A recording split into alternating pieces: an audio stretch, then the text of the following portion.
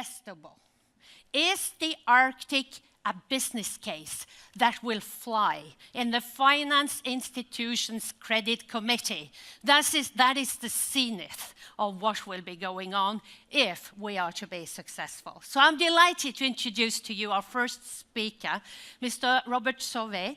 He is leader of the Société du Nord, which is doing the coordination for the government of Quebec to cover the full perspective of initiatives to develop the high north of the Quebecian region. Please, Robert.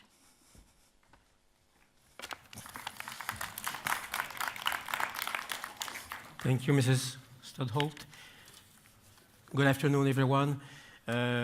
As you heard, my presentation is based on the Northern Development Plan of the province of Quebec in Canada, called the Plan Nord. We always say it in French in Quebec, so I'm just continue to use the same trademark. In a few words, the Plan Nord is a strategy for the integrated development of economic, mining, energy, forestry, tourism, and also social and cultural potential in the northern and Arctic portion of Quebec. This is an area of 1.2 square kilometers, 3 times the size of Norway, to give only a reference, of whom home to 120,000 people, 1/3 of which is Aboriginal. The Plan Nord covers the economic, social, and environmental dimension and aim to become an exemplary sustainable development project implemented in a partnership with the local and Aboriginal population and with all stakeholders in the area. The Plan Nord's vision is to develop in a responsible manner the full range of economic potential in the north, and this will involve public and private investment of over $50 billion by 2035 for the benefit of local Aboriginal population and local population, while ensuring protection of the environment. To implement the Plan Nord, the Quebec government has set up a state-owned corporation, the Société du Plan Nord, to coordinate all governmental action in the area. It has also created a dedicated fund. Most of the fund's revenue comes from an annual contribution by the spin-off of the natural resources extraction and public infrastructure project realized on the territory. So the Société du Plan Nord has a budget envelope of $450 million for the period of 2015 to 2020. This, combined with the measure financed by government departments and bodies, will lead to a total investment of around $2 billion over the same period. Most of the direct intervention of the Quebec government aim to create appropriate conditions to support and stimulate investment. So I'm getting to investment now. And we do it by improving and constructing transportation and telecommunication infrastructure, by promoting the use of green energy at advantageous rates, supporting research and development through the creation of the Northern Quebec Research Institute, and finally supporting private sector action, in particular in the search for funding for mining companies. In addition, the Quebec government has put in place a capital fund for mining and energy, specifically with a budget of $1 billion to take a stake in private projects, and another resource-based fund has a budget of $500 million and will offer financial tools to support natural resources projects at various stages of development, so from the very start exploration stage to the implementation of a project. These financial tools are managed by another state-owned corporation of the Quebec government called the Investissement Québec. Our approach over the last 3 years shows that the government commitment to support the creation of suitable infrastructure to provide access to resources and to export them, increase significantly the access to private sector capital for mining energy, forestry, and tourism projects. The direct involvement of the Quebec government and its financial leverage, even with a minority stake of 20% or less, also contribute a significant advantage in the search for financial partners and funding from major investors. In conclusion, it is clear that the state involvement in investment projects reassure investors, reassure the population, which considers that it benefits more directly from natural resources extraction, so it's good for the social acceptability, and ensure that natural resources development in the North is based on a comprehensive, integrated, coherent, and responsible approach. By implementing this approach, the first 2 years of the Plan R have led to the creation of more than 7,000 jobs, 16 billion of planned and committed investment, mostly in the mining sector, 12 operating mines, 15 well-advanced projects under development in the mining sector as well, over 100 community development projects, and over 130,000 square kilometers of protected areas. So that's what the Plan R is all about, and as you see, if the government has a role to play in getting investment for the businesses. Thank you.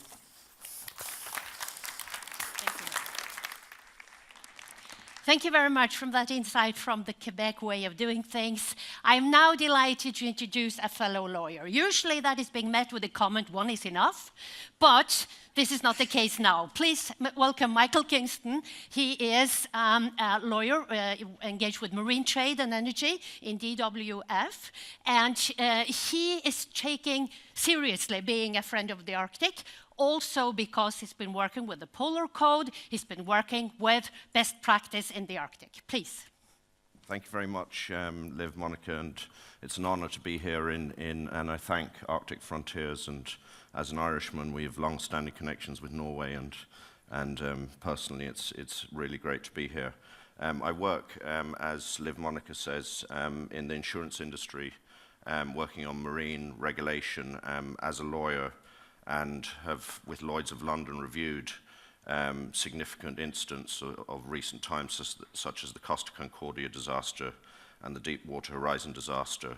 And this has also resulted in working on a forward-thinking report that Lloyd's launched about what the risks might be in the Arctic. And then that resulted in me working on the Polar Code for shipping. And now I'm working with the Arctic Council, the Protection of the Arctic Marine Environment Working Group, on a forum to help with the implementation of the Polar Code. So I'm working with the Norwegian government and in particular the great officers of the Ministry of Trade and Industry. And I note that my friend Siv Christine Gallas is here at this conference. There is a reason why I, as an Irishman, working in the British insurance industry, have been so heavily involved. And that's because the UK finance sector is fundamental to world projects. And of course, the projects that we just heard about, that Robert spoke about, 40% of international disputes are decided by English law and by arbitration, 40% of world contracts, and because it's a long-standing forum to resolve these disputes, and it's a neutral forum for resolving the disputes, and regardless of Brexit, that will continue. There may be some repercussions, but the fundamental point is that English law is critical to a lot of the projects that will take place in the Arctic arena. Also, where insurance is concerned, 60% of the world's energy risk is insured in Lloyd's of London, and the company market based there. And also marine insurance is Lloyd's, and the company market is fundamental to marine insurance. That then, of course, means that there is a knock-on effect in that a lot of the contracts will be subject, of course, to English law. But of course, what is critically important for those involved in making the decisions about investment is that there are proper frameworks involved. And that is why the reviews took place into Deepwater Horizon, into the Costa Concordia disaster, and then the Lloyd's report. And that's why I ended up working on the Polar Code for shipping, helping to make it fit for purpose. And also, regulation is one thing, but we all need to know what that regulation is and be able to implement it. And that's why the Arctic states, working together, each state without exception, have established the Arctic Shipping Best Practices Information Forum, which is a collaboration of industry, the indigenous communities, the research community, governments, international regulators, to understand what all the inputs are for an operator to make the decision and to be able to get clearance from the flag state in order to do what they want to do. There are knowledge gaps. We need to know what the meteorological information is, the hydrographic information, and so on and so forth, and the ice charting. And that's what this critically important forum is all about, and I would encourage you all to look at that and involve yourself in that and send any information you have that is leading in the particular discipline to the PAIM Secretariat. At the end of the day, it's all well and good wanting to do things, but we have to do them together and we have to make sure the frameworks are correct.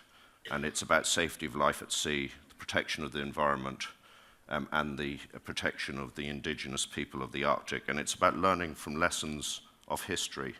And no country knows that better than Norway.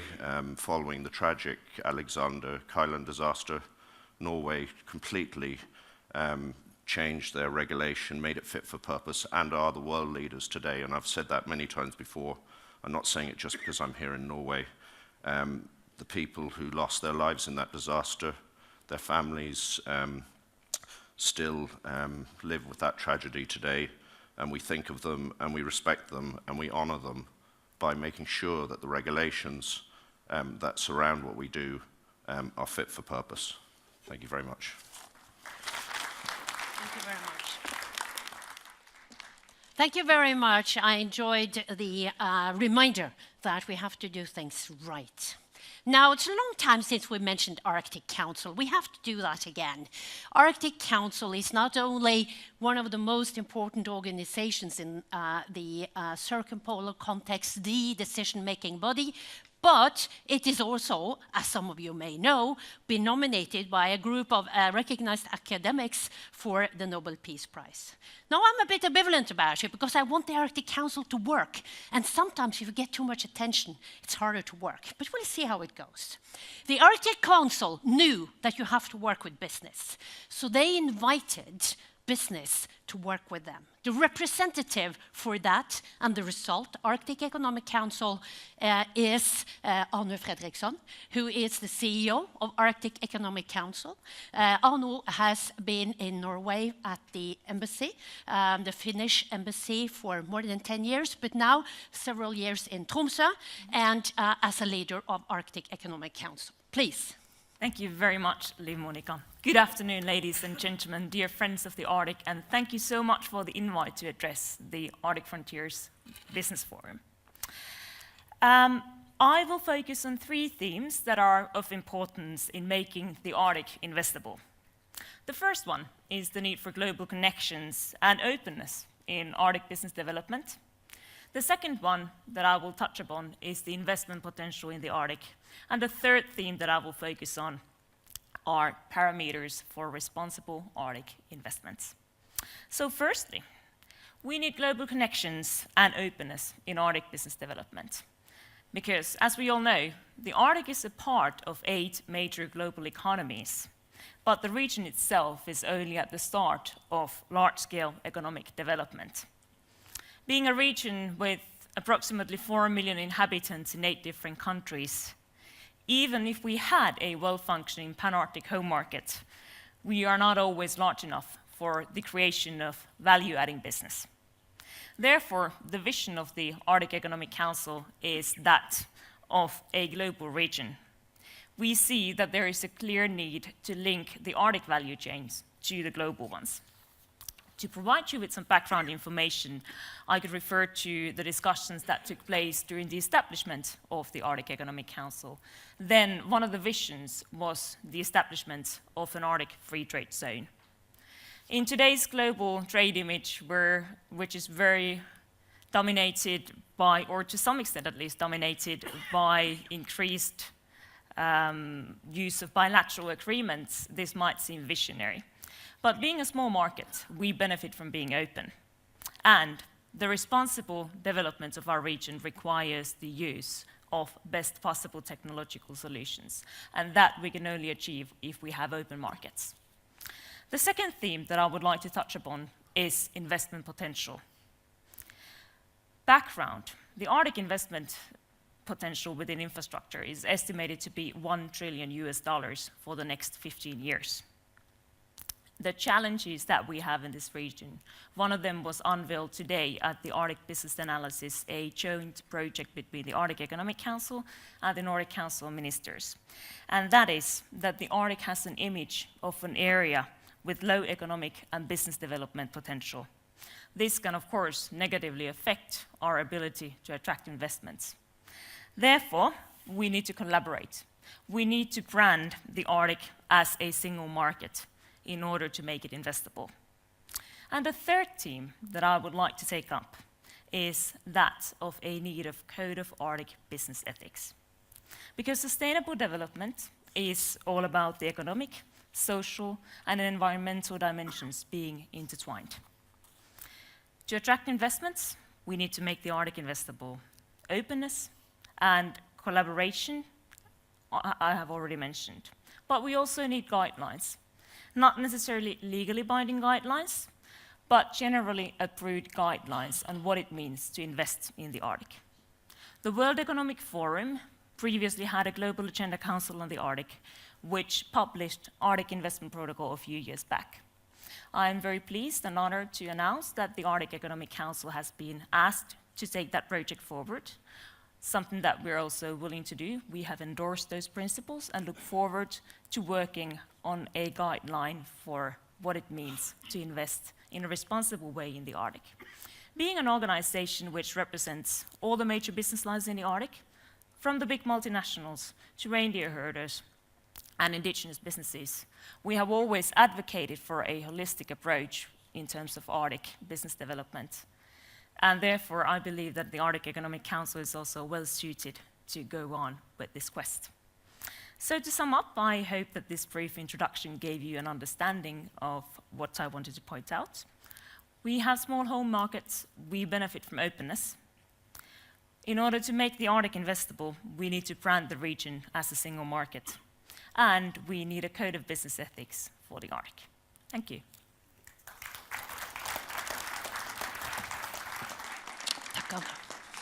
Ladies and gentlemen, let us move to a bank. We want to know whether this is investable. We need our finance institutions to tell us about what happens behind closed doors. And the best and the biggest bank in Norway is Den Norske Bank, DNB. And we are so lucky today to have Executive Vice President Kristin Holt, who is head of Ocean Industries Global, to share her thoughts about the investability of Arctic with us. She also has a background having led DNB Americas and stayed in the States for many years. Please, Kristin.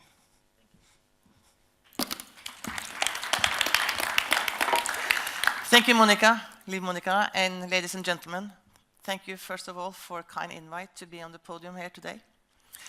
The main question or issue I will raise is balancing production and protection. Business in the Arctic is one about balancing preservation of value and environment, as well as good resource management and pursuing new business opportunities in a responsible way. Norway has a long experience with working in the region and long experience on sustainability. As a large nation with sea transportation, with seafood and fishery, and with oil production at sea. So has DNB as a global financial institution. Sustainability is high on our agenda, not only in the Arctic, but for all our business. When DNB lifted corporate responsibility into the group strategy last year, we did so because we see the need of operationalizing and integrating this better in what we do. We believe this provides long-term value creation. By assessing both companies' risks and opportunities from an environmental, social, and government perspective, the ESG factors, we increase the chance that we will focus on the future winners. In practice, this means that both lending and investment, we follow a number of both external and internal guidelines for responsible investments and lending. Ocean is core for Norway. It's core for our clients, it's core for DNB. 70% of Norwegian export, more than 50% of the value of Oslo Stock Exchange, more than 15% of DNB. Yes, it is important. And in order to succeed with the blue economy, we must balance business and preservation. Our clients are from the smallest coast fishermen to the largest sea farmer in Norway and Chile. From small oil field companies on the west coast, northern part of Norway, to the larger international oil companies. From the small one-ship owner to the largest shipping and transportation companies in the world. We work daily with dilemmas to make certain we support the sound companies and business on both risk, reward, and ESG perspectives. It's all about the right partnership, client, bank. The higher the challenge and complexity, the more you need to scrutinize the policy of the clients to ensure their highest standard. Challenges aside, there is definitely huge business potential in the ocean and the Arctic. In the north of Norway, where we finance companies of all sizes, as well as international companies, with all their activities in the region, there is a steady stream of new business. We are impressed by the entrepreneurial spirit, high technological innovation, and business approach. And with the energy sector somewhat down, to say it mildly, for the last years, we see specifically great optimism in the seafood, fishery, and tourism. And with their coastline and blue economy at their doorstep, we have to focus on how to best support these opportunities in a constructive way. It's fair to say we do not know the answer and how we can ensure the right balance. We have a list of factors that lead us to exclude companies, exclude projects, but we must also acknowledge there's a great value in participating and influencing. As John F. Kennedy said, inaction is also a form of action. We cannot just sit back and wait. Our position makes us capable of influencing and pushing for action and positive development. We have high standards and expectations towards our clients, and even more so in vulnerable areas like the Arctic. Their action and strategic choices are important in how we evaluate future business together. We can encourage them to make and go in more sustainable directions. One example of where we can make a difference is through financing companies with high-end development of new technology and strong focus on sustainability. And there are many good projects like that. A great example is Hurtigruten, who this year launched the world's first hybrid-driven exhibition ship. Tourism as one of the areas with great potential in the Arctic, and we should focus on more sustainable solutions. So yes, Arctic Frontier is an important area for not only listening and learning, but also for laying the ground for action. Let us make the most out of that. Thank you. Thank you. Thank you very much, Kristin. And our final speaker before we get a conversation going between the panelists will be Bas Wetzelaar. He is Responsible Investment Officer in Actium, and I think it's fair to say that he's a professional in ESG, environment, social, and governance. So share with the audience how that applies to the Arctic. Yes, I will. Thanks, Liv Monica. I'm delighted to be here. I'm from the Netherlands and I'm working for Actium, a Dutch asset and fund manager. So we not own the money, we have different clients. And I would like to address the question, is the Arctic investable? do the lens of our clients. And we have dark green clients, and we have, let's say it politely, light green clients. Starting with the light green clients. Our largest client is an insurance company, and they look at the Arctic from a pure risk and return perspective. So, from a risk-return perspective, translating that into our major exposure to the energy sector, we looking into the oil and gas companies that are now active in the, let's say, the workable Arctic. So what we did is 5 years ago, starting an engagement process, as Christine mentioned, looking at the ESG criteria, and we did. We asked the company, what if an oil spill would occur? What is the correct? What are the characteristics of the oil?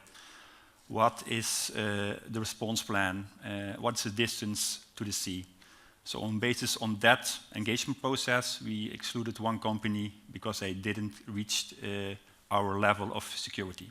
So from that perspective, from a light green perspective, they think, well, if an oil spill occurs, from a risk-return perspective, the company manages such a spill potentially well. Then we have some client in between. It's not dark green, it's not light green, it's a pension client. And they take it from a long-term perspective. Long-term perspective also goes hand in hand with climate change. So they ask us, as an asset manager, you manage our assets, but can you also engage the companies with large exposure to Arctic reserves and are planning to maybe, let's say, in a few years' time, it's not go from workable Arctic, but go to stretch Arctic, to extreme Arctic. What about that perspective from the Paris Climate Agreement? Is that not interfering? So we asked the companies, if you are trying to address those reserves, would that fit into your scenario planning for second degrees world? So based on that engagement, we decided to also address on the regulatory level all players, also in the Arctic, to at least come with a ban on reserves that are now in the extreme Arctic, in the stretch Arctic. So these are the permanent ice conditioned areas, because we think it's not viable that those reserves can be taken from the seabed. And then we have the darkest green clients, and these are most of us the retail clients, and they also take into account the emotional effect. Oh, so you are investing in the Arctic, but it's prestige, it's fragile. How can you invest in that? So that's why you also engage your retail clients and mentioning it, why we are investing in it, and what we are doing about to at least address the risks, but also opportunities. Because emotions are, of course, always for retail clients one of the main drivers. Of course, they want to have return, but it's also about emotions. And that's, I think, the tasks of asset managers like us, also to educate and to inform all players to that we do on a responsible way manage the assets of the clients. So that is, in a nutshell, our journey, and we welcome the debate. Thank you very much. I want you to sit at the far end there. Please, panelists, may I ask you to join me on the podium, please. Free seating.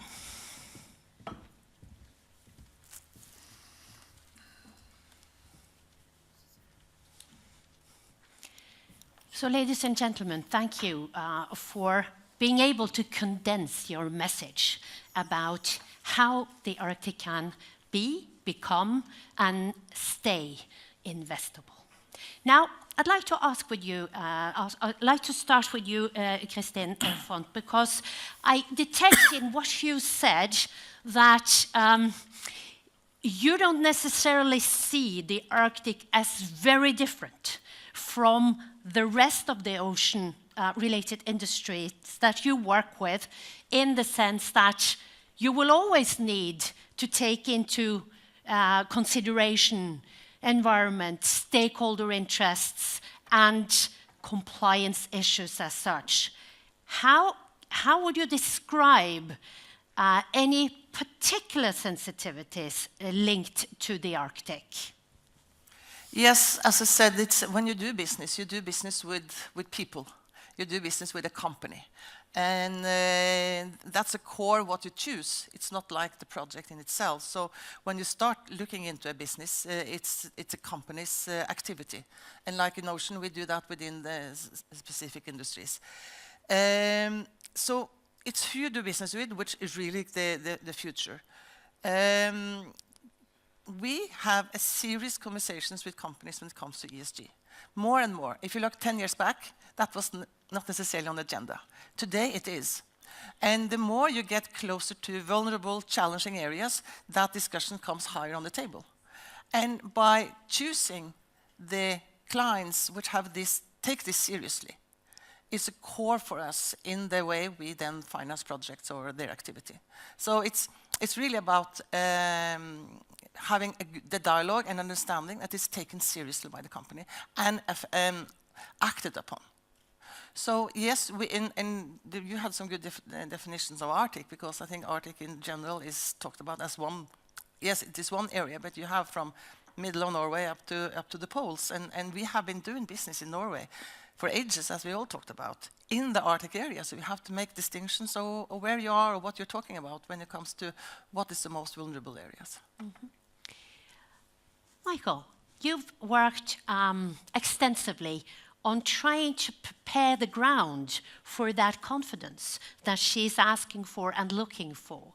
Now, could you share with us how that is received? Do you, in general, find that companies welcome having best practice?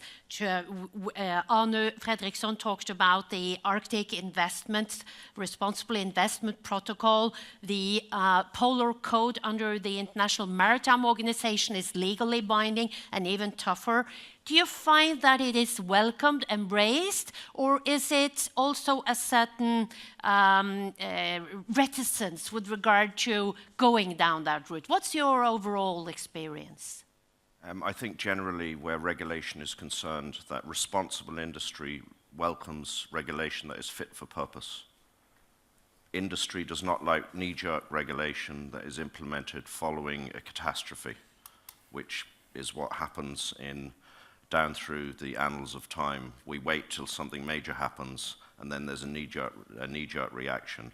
In my experience, and I'm sure Anu, and I've noted the work that the Arctic Economic Council does, and it was mentioned today, they want to implement best practice that goes beyond regulation to protect their own industries. The last thing industry wants is a rogue operator bringing the house down for everyone else. And so the work that we've been doing in making the Polar Code fit for purpose, and now working and establishing the Arctic Shipping Best Practices Information Forum, is all about everyone working together to achieve that aim. We can, as we would say back in Ireland, have a nice fireside chat about everything here in Tromsø this week, or we can actually do something about creating the framework and the right behavioral atmosphere to make things happen. And the Arctic Shipping Best Practices Information Forum there's a lot of work involved, but it's a quite straightforward concept. It's about everyone working together, operators, the local communities, the governments, international regulators, the World Meteorological Organization, the Arctic Regional Hydrographic Commission, and so on, focusing on what the best information is in their area of operation, bringing it into one place, putting it in a repository that will be on the website, and letting everyone know about it so that there is a harmonized approach to everything and that people can operate, and those that are doing it correctly can do it with confidence and give confidence to the banks and the investors, and those that aren't are stopped from doing it. Bas, could you comment on that, the use of best practice, the use of industry standards? Do you find when you address the emotional knee-jerk reactions to Arctic? Is that a good thing to do in terms of investments? Do you find that helpful to say that these are internationally agreed standards, they are being complied with, or do your investors and your stakeholders want to do sort of the investigation or the due diligence themselves? No, we lack the expertise. So in a sense, yes, we depend on standards. But in the communication, you should watch out not to use too much standards, because then your story is lost. Because your clients ask, okay, but what about Deepwater Horizon? Maybe there were also standards, and then you have no story to tell. So I think my story is, yes, we are engaged on all kinds of best practices, ISO certification. Also, it's a more a side story, but green bonds are also now more used as an investment tool for the energy transition. And also with investment opportunities in the Nordic, with the Nordic Investment Bank. And there we ask them, yes, okay, you claim this has some impact, give us standards. I think that's so partly it's correct, but in the end you want to be engaged from the beginning, and also explain the outcomes of your engagement talks. That if it's unsuccessful, yes, the last resort is exclusion. Although then you lose your power. Maybe another shareholder comes in, maybe they are less on ESG, but if you try it and you don't have success, ultimately you need to exclude. But that's one side of the story. It's about getting your story across many different stakeholders, and because emotion still is, especially for the Arctic, the most important driver, especially for the retail clients.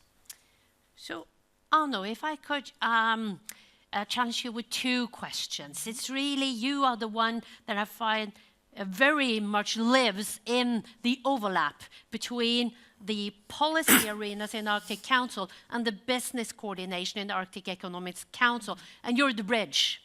So tell me what happens on the bridge in terms of how do you find that business drivers are understood on the policy government side represented in Arctic Council, and how, vice versa, do you find that the value drivers that governments have to abide with, how are they understood and perceived by the business people?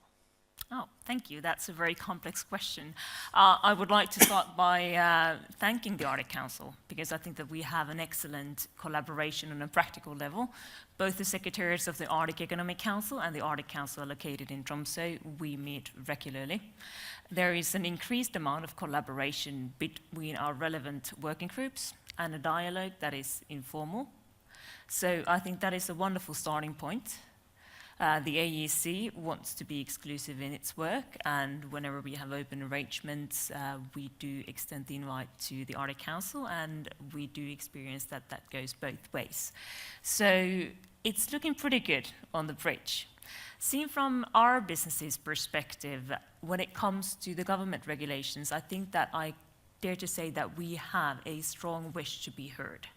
One of the aims of the Arctic Economic Council is to be the advisor to the Arctic Council, meaning the governments in practice, when it comes to Arctic business development.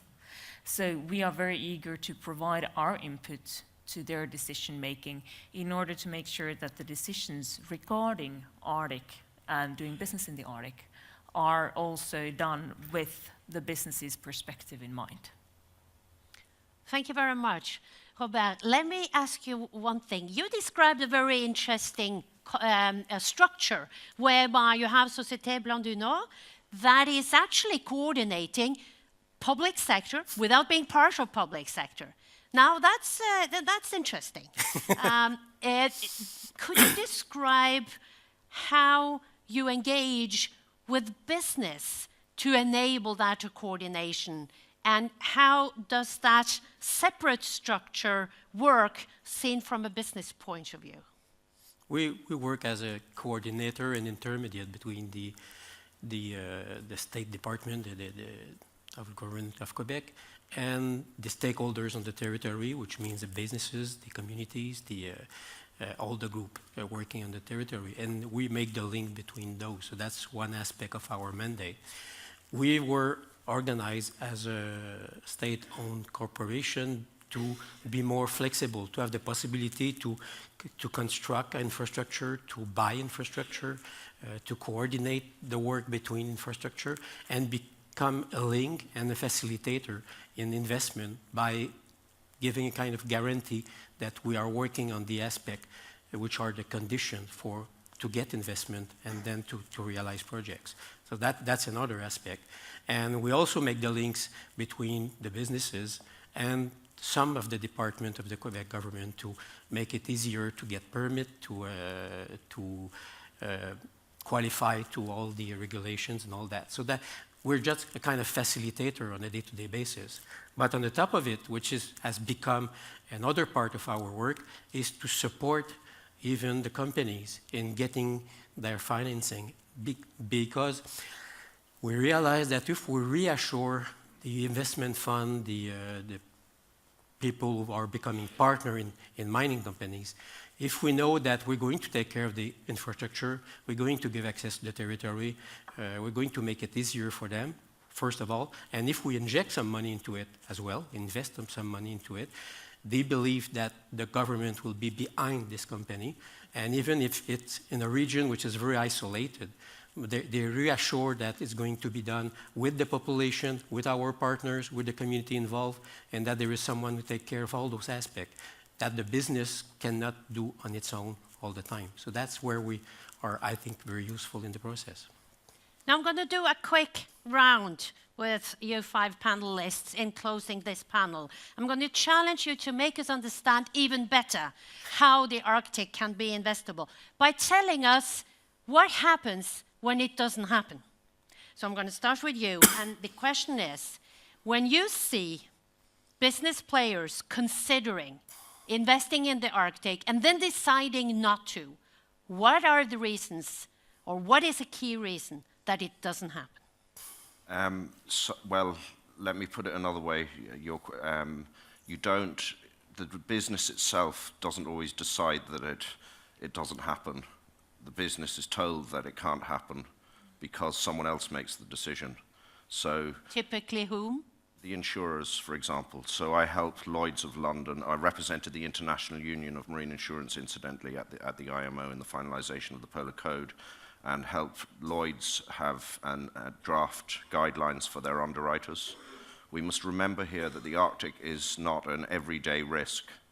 It is a distinct and separate and not a frequent issue for most of these business people who are making these decisions in the banking industry and in the insurance industry.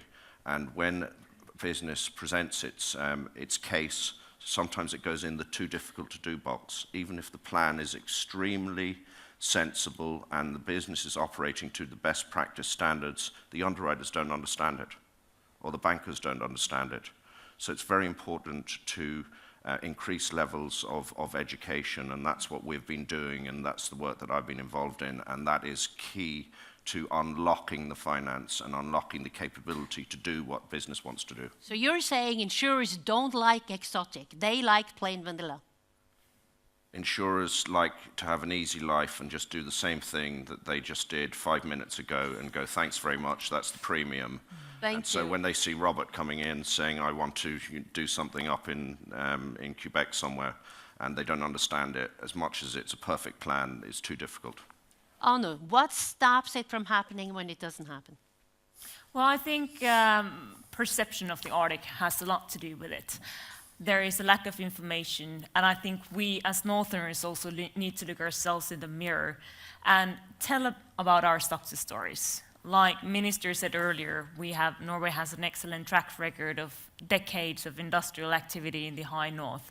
We should also underline that the Arctic is not just one single mass, but there are great variations between the different geographic parts of the Arctic. The Nordic Arctic being probably the most advantageous one out of these regions. Thank you. Robert? It's very much related to predictability. The more the investors are reassured the more they're going to go into a project. A project which won't happen is either because the promoter is risky, the project is not well defined enough, the conditions are not there, and there is no support from the communities. Now, social acceptability now is I would say, one of the main conditions to make a project happen. And that's why we spend so much energy on that aspect, because that's very often the first reason for a project not to happen, because the social acceptability is not there. Thank you very much, Christy. If it's a project within the frames and acceptable by the regulators, it would be risk return. Mostly that if it doesn't give a sufficient return on the basis of the risk for that project, you wouldn't do. And some of these projects have a very long horizon. You invest, as Mrs. Søviknes talked about today, the 78 licenses now.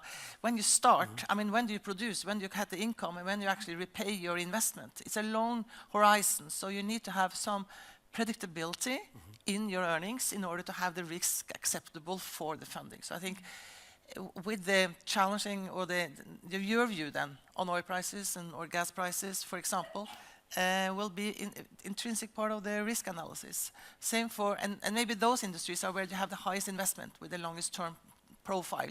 For other industries, you have a shorter horizon, and it's not so, it's more transparent as to how you evaluate the risk. So the way I see it, short, is within the frames of regulatories. It has to be financially, commercially acceptable risk. Then you will always get the funding. Thank you very much. Buzz, what happens? I think I can add to the story of Kirsten that you want to know that a project or investment in the Arctic is part of, let's say, more longer-term perspective of the company. So it should fit within the overall, let's put it that way, CSR strategy, because I wouldn't want to add the ESG perspective, especially on Arctic investments, especially on exploration within 15 years. If you as a company claim to be fit for Paris, for the science-based targets, and you are deciding to start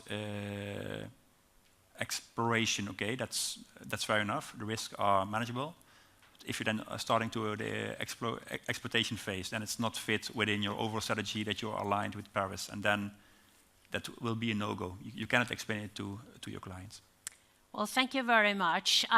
Here, we need to be fit for purpose. We need to be fit for Paris. And you, dear audience, are fit for a break. Please give a hand to the panel and come back at 15:15.